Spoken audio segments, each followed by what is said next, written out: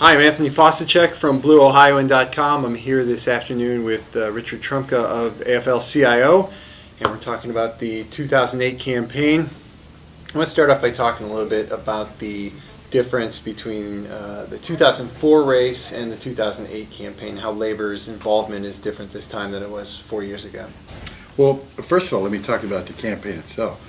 I mean, unlike the last campaign where some people could blur the choices because you could say John Kerry at that time really didn't understand working people. That was a claim that a lot of them made. You can't make that claim in this election. There really is a very, very stark difference between what we're doing. It's a very clear line.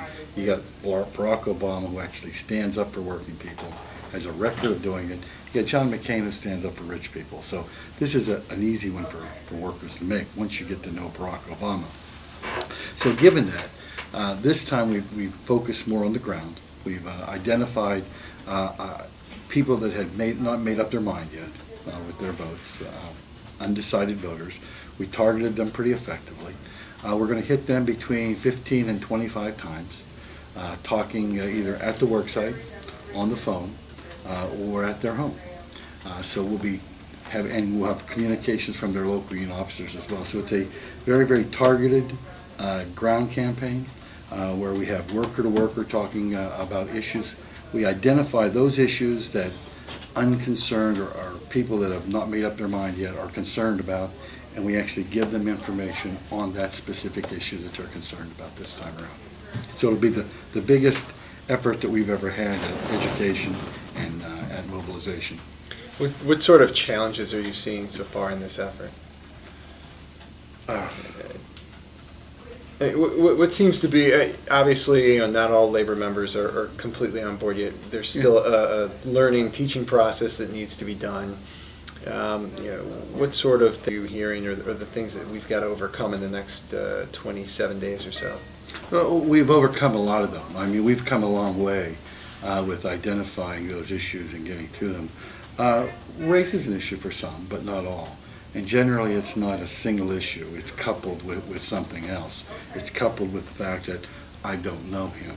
I don't know where he is on this. So every time we identify where people don't know where Barack Obama is on an issue, we give them the economic facts about it.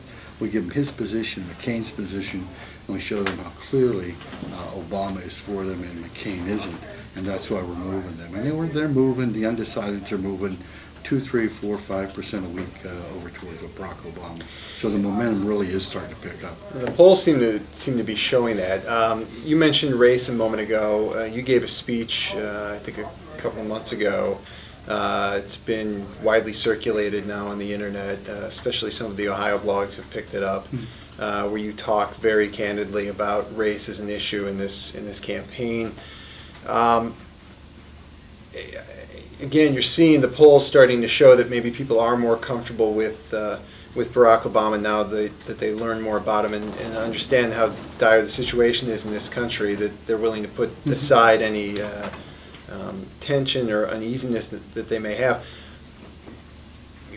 How do you speak to folks who just are having that hard time getting past that point? Very, very candidly. Talk to them about what their concerns are and ask them what price they're willing to pay. Are you willing to give up your job? Are you willing to give up your health care? Are you willing to give up your pension? Are you willing to give up your education for your children, the direction and the future of the country? You aren't. And then they ask you more about, well, what's the economic position? Well, here he is on trade. McCain is the old tired position of Bush, more of the same. Barack Obama has a different, more progressive position on trade. He wants to help us. Where's he at on job creation? Where's he at on tax policy? Whenever you give them that information, they start to look at it and they say, this guy really is one of us. And the more they feel comfortable with that, we're giving them a reason to vote for him. McCain can't give people a reason to vote for McCain because he has no policies that favor working class people. His policies all favor the rich. So he's trying to give them a reason not to vote for Barack Obama. We're giving them a reason to vote for Barack Obama, and it's his policies and the fact that he comes from and will stay with and will work for working class people. I'm assuming a lot of the guys that work the line right now work side by side with African American workers. They're more familiar with. I would guess that this is probably an issue with the maybe older members, especially retirees. What sort of outreach are you doing to retired union workers?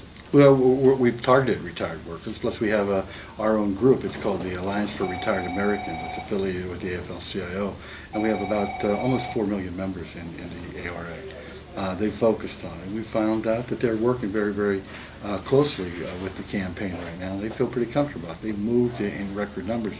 What we encounter sometimes is, I guess, what I would call, casual racism. That the person that's working next to them is sort of, well, he or she's okay because I know him, but that guy over there, I'm not sure about him. And that's whenever we have to give them the information. And again, the more comfortable they feel, the more they know him. And these last couple of debates have really, really helped to know Barack Obama, because when you looked at those debates, you could see here's a guy that stands for workers, here's a guy that doesn't. They felt more comfortable with him, and it's really the momentum's really starting to pick up. We're starting to get more volunteers. We're starting to get more people at the phone banks. We're starting to get more people coming out to do walks. We're getting more people doing leafletings. More local unions are writing to their members, encouraging them to vote for Barack Obama. So the momentum is really picking up now. It's stronger at this point now than it was 4 years ago, I'm assuming. Yeah, and I can tell you something. The level of commitment, I think, and the passion, the belief of the people that are working is a lot greater now than it was for John Kerry. These people really know that Barack Obama comes from our background.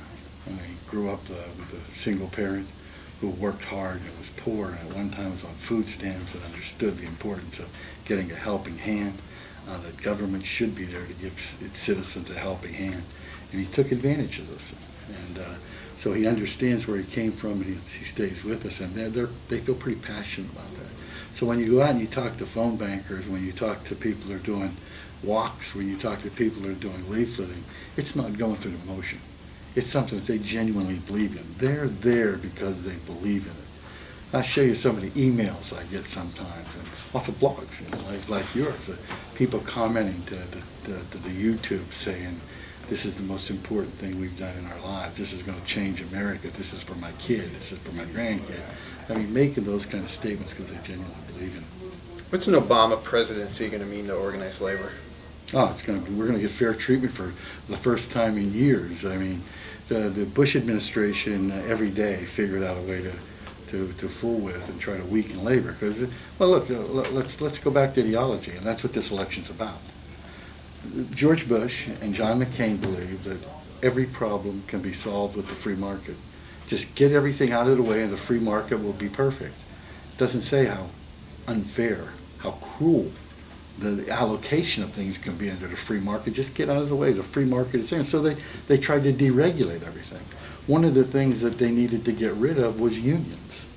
Because unions, we give, our members make more money. If you're a union member, you make about 30% more than your non-union counterpart. If you're a female, you make about 37% more. If you're an African American, it's close to 40% more. Same education, same industry, same everything, just one with a union, one with not. If you're Latino, it's close to 50%. So that's the advantage that the union gives. Plus, you're more likely to have health care benefits, you're more likely to have a real pension and not one of these 401 saving gimmicks that people are starting to understand. What go up does come down. They're starting to feel that now. So they had to get rid of us. And so that's been their whole mantra, And McCain is the same way. McCain voted 27 times to take workers' rights away. He voted not only to not increase the minimum wage, he actually voted to do away with the minimum wage. He voted against giving overtime protection to workers. He voted against wage and hour protections. He voted against prevailing wage laws. He voted against Davis-Bacon. He voted against all of those things since he's been there, because they truly believe, they worship at the altar of deregulation. And it's just insane. They overestimate the legitimacy and the ability of the market to be fair, and they underestimate the role of government in providing that fair market.